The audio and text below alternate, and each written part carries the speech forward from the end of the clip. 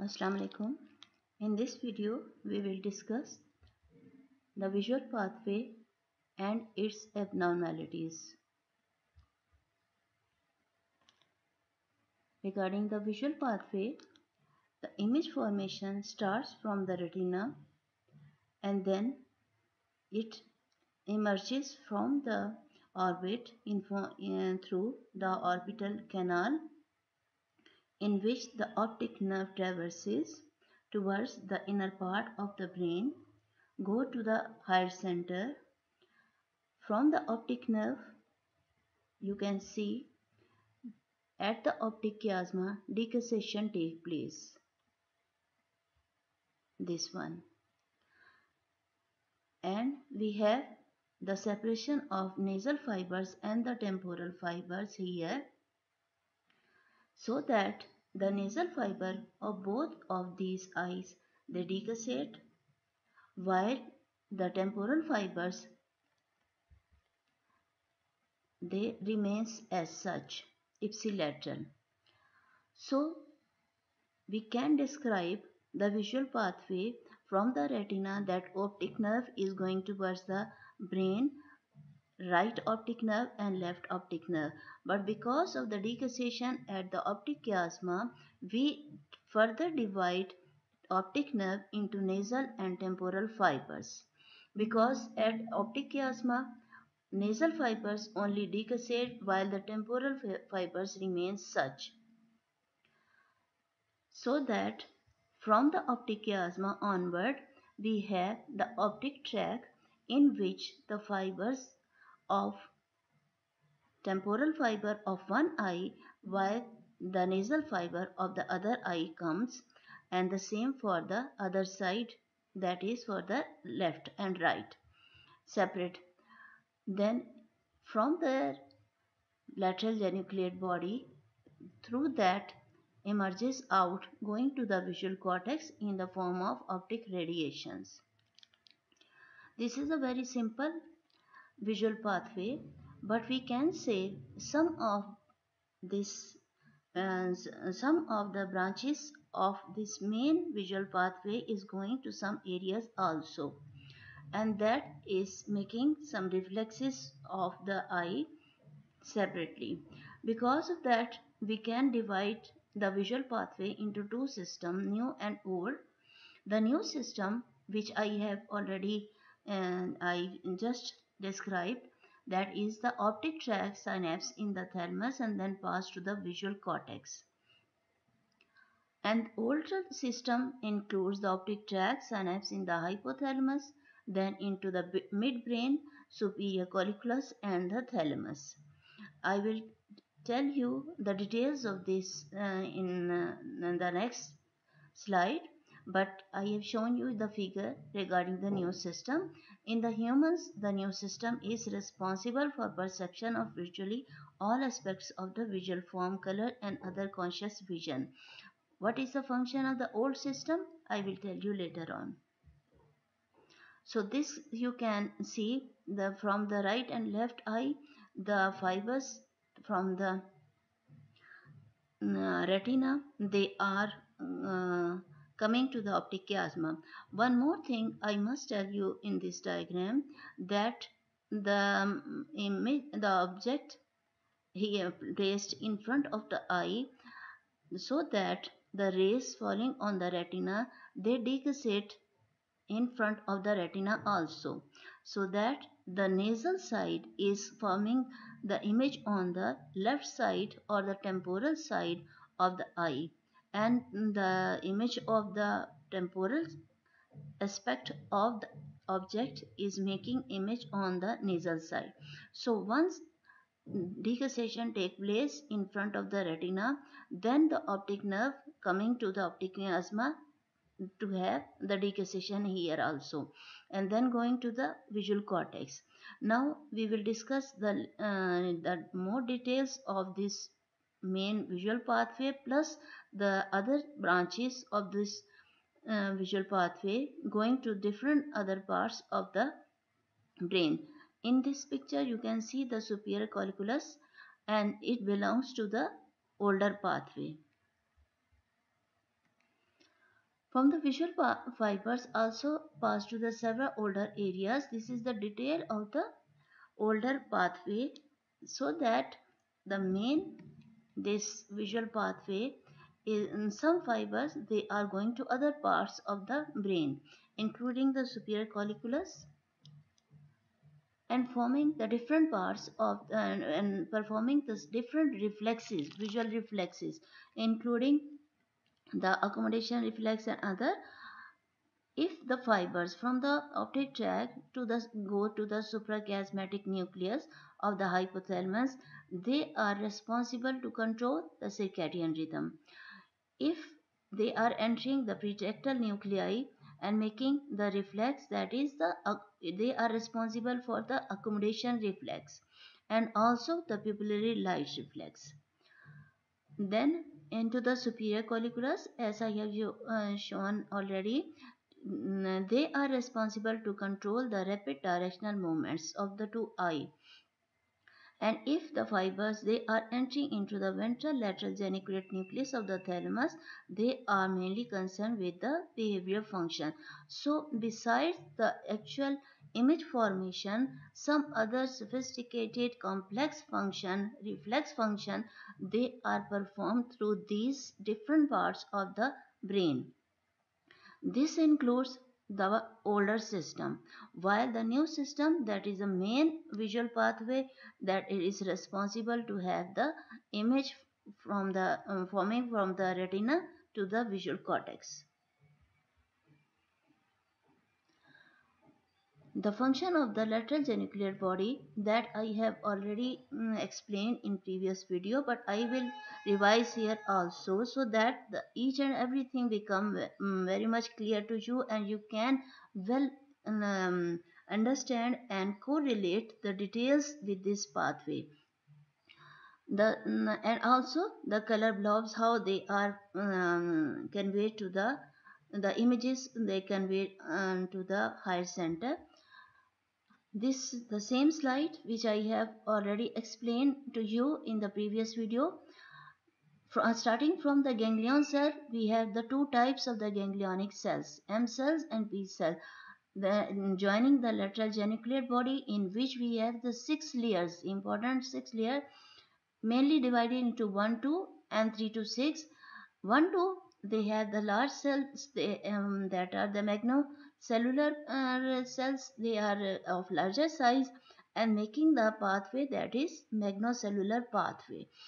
They enter into the visual cortex into the superior portion of the 4C layer of the visual cortex, while the parvocellular pathway it is entering into the visual cortex into the deep layer of the 4C.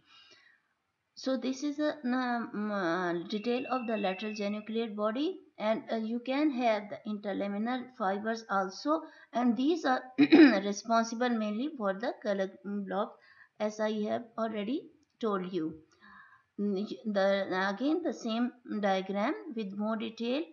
At the lateral geniculate body we have this division. Some of the fibers they are the contralateral and some are ipsilateral, as you can see from this diagram, the temporal and the nasal fibers. The temporal fibers that are the ipsilateral, while the nasal fiber they are the contralateral, divided or arranged in six layers of the lateral geniculate body and forming the different pathway, magnocellular and parvocellular, and in this way from the six layers they are going to enter the primary visual cortex, in which we have again the six layers. Now coming to the visual cortex. It is again divided into primary visual cortex and the secondary visual cortex by the presence of the calcanein fissure. Here, if you go far away from towards the tip of the cortex, we have the primary visual cortex. This needs very much detail, as you can see that the tip of the primary visual cortex, this one, it is mainly concerned with the macula. That is the most sharp image is formed at the tip of the occipital lobe. So, if God forbid, in any injury, if you have the injury to the tip of the occipital area, the vision grossly is the vision of your vision become very much defective, because it is mainly concerned with the maximum visual acuity area, that is macula. From the tip, if you go towards the peripheral area of the retina, how much peripheral area? At the 20 degree, then 60, and the tip, that is the far away from the macula, the tips or the endpoints of the retina. So this diagram is showing the division of the retinal images, from the macula area and towards the periphery you go, and the image is also going inward away from the tip of the occipital area. The more detail I will explain through this the next diagram, in which I am going to show you the medial view of the human right cerebral hemisphere, showing projection of the retina on the primary visual cortex. In the occipital cortex around the calcaneal fissure, the geniculocalcaneal fibers from the medial half of the lateral geniculate terminate on the superior lip of the calcaneal fissure, and those from the lateral half terminate on the inferior lip. This is the detail of the next figure, this figure. So you can well understand through this picture, uh, which is showing the upper and lower quadrant of the macula, and also the peripheral portion of the retina, upper peripheral quadrant of the retina, lower peripheral quadrant of the retina, so that the whole detail of the retina is present here, how the image from the retinal areas they are forming here initially. This is the area included in the primary visual cortex, and from that the image is going towards the secondary visual cortex, but at that you can have well division of the retina. This is the image showing the distribution or the function of the secondary visual cortex, in which you can well understand how the image is formed. From the primary visual cortex going towards the secondary visual cortex, in which form 3D position motion that is recorded, and we can here have the visual details about the color also. The secondary visual areas also, we have the other name, that is the visual association area, like lateral, anterior, superior, inferior to the primary visual cortex. As you can see from this diagram, most of these areas are fold outward over the lateral surfaces of the occipital and parietal cortex, and they are responsible to transmit the images for the analysis, and also from the all sides of the visual cortex they are conveying the images into the secondary visual cortex. Here the visually all signals from the primary visual cortex pass next. Therefore, Brodmann areas 18 is called the visual area 2, or simply V2. And because of that, if we consider the Brodmann's area 18 as V2, we can label the next as V3, V4 and so on. What is the importance for that? The importance of all these area is that various aspects of the visual images that are progressively dissected and analyzed. So the well analyzed picture that is perceived here, and as you can see from here, that the form all the details of the image they are perceived in different aspects. This is the detail. I have collected this picture from other source to explain the all the details of all the layers present in the visual cortex. The V1, starting from the V1, the primary visual cortex receives input from the lateral geniculate nucleus, begin processing in terms of the orientations, edges, etc. V2, V3, and VP. You can see this one. VP is the ventral parietal. The continued processing larger visual area, V3A for the motion, V4V A, unknown A, empty, and all these details.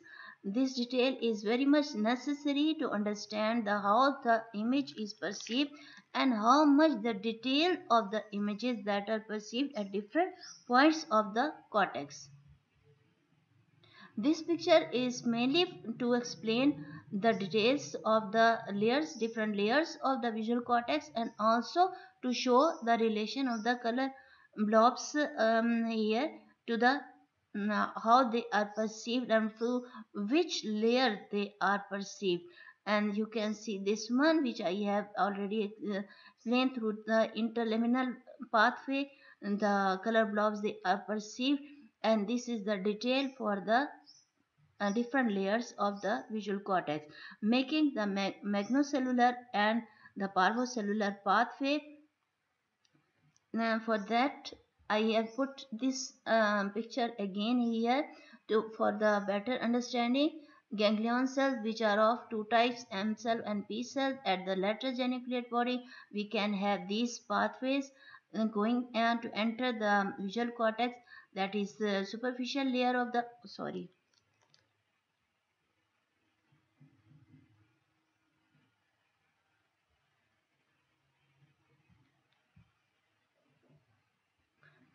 superficial layer and the deep layer, and the function that is the magnocellular pathway. It is responsible for the movement, location, spatial organization. Interlaminar pathway for the color blobs, and the parvocellular pathway for the shape and color also. So the color blobs they can have, or the color vision is shared by the parvocellular pathway and the interlaminar region also.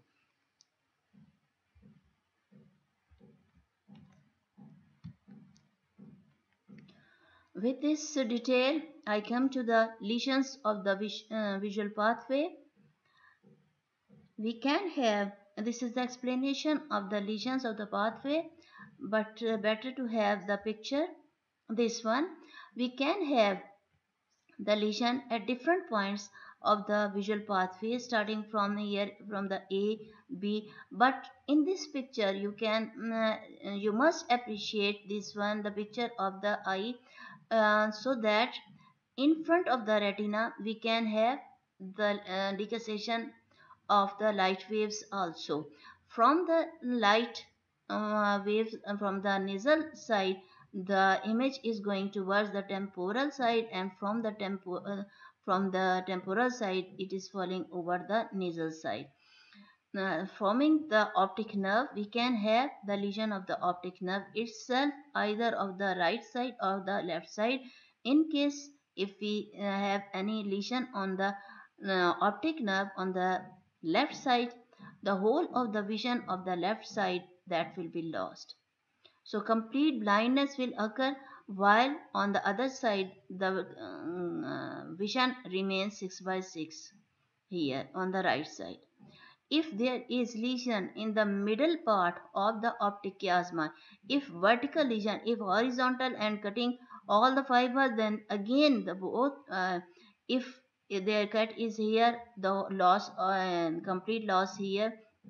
If the cut is here, the complete loss here. But if you have the vertical incision, vertical injury to the optic chiasma in the center, that can lead to this condition. And if there is optic tract is defective or lesion, you can have this one. You must appreciate the both of the temporal half, they are lost, while here the right side and the right side, that is loss, that is the temporal of right eye with the nasal of the left, so that the right side that is defective, while you can see here, while here both of the temporal sides they are defective. And from there you can have this one at up to this level. If there is any injury here or up to here level with the macular sparing, this is the diagram to show the macular sparing with the same loss appearing in the C. How you are going to label it? You can have this picture in which the labeling of the incision is also done. So starting from here early, you can have the scotoma on the retinal region. I must tell you here the scotoma. What is that one? This is a blind spot over the retina. This blind spot may be the physiological or the pathological. Physiological blind spot, that is over the retina, that is the disc, optic disc head of the optic nerve, which have no photoreceptors, so that is the blind spot. It is also the scotoma, but the physiological scotoma.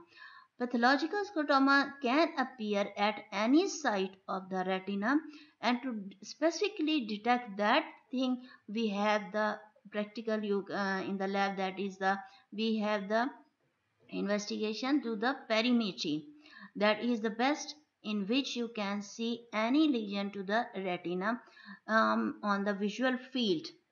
Otherwise, you can visualize the retinal defect through the ophthalmoscopy. But if you want to have the picture over the perimetry, you can of the visual field that is detected on the perimetry. And so this is all about the scotoma, which is the physiological and the pathological. Then coming to the lesion of the optic nerve, you can have complete blindness on that side. If either the right or the left, depending upon the lesion, you can have the complete blindness of that side. Then coming to the next, if the center or the middle of the optic chiasma vertically have the incision, then you can have the bitemporal hemianopia. Hemi means half, anopia that is related to the vision. Bitemporal, that is both temporal regions or the half of the retina, they are defective, they are lost. So at the optic chiasma, if you have, depending upon the direction and extent of the lesion of the occurring at the optic chiasma, it is not fixed. So you must be clear about that. If the middle vertical lesion is over the optic chiasma, then you can have the bitemporal hemianopia. And this is a very, very important viva question and also MCQ, and it may in any scenario you can have also the bitemporal hemianopia. Then next we have the homonymous hemianopia. As you can see, the lesion of the optic tract. At the optic tract, you have half of the fibers from the nasal side and half of the ipsilateral from the temporal side. So in that, if the lesion is that, so that the half of the right eye, that will be defective, and the half that will be lost on the left side, but the direction that remains the same, that is the right side. If there is lesion on the left side, the right eye that will be, because it is after decussation, you must remember that thing also. So that will be labeled as homonymous hemianopia. The next, if we divide the optic radiation, so that again half outer side and half inner side. If the lesion lies on the outer side or outer half of the optic radiation, then you can have the superior homonymous chordonapia, or the either in medial inner half of the optic radiation that is damaged, you can have the inferior homonymous chordonapia. If the lesion is in such a way that the complete optic radiation they are lost, the lesion is over that, you can have the homonymous hemianopia with macular sparing up to the cortical level. You can have the same thing, homonymous hemianopia on the same side, because there is no decussation again here at this level. Just here, or I have told you the image, that is a light from the nasal side falling over the temporal, light from the temporal over falling over the nasal side of the retina, and then we can have the decussation or at the optic chiasma. So this is all about the visual pathway and its lesions. You can have the scenario related to the visual pathway, including this diagram, or you can have the how you are going to label it and how interpret it. So this is a very, very important question. You must focus all these lesions. And I am giving you the assignment here also. I will give you other assignments also, but you must have this diagram with the lesion, with the detailed names of the lesion, with the normal visual pathway.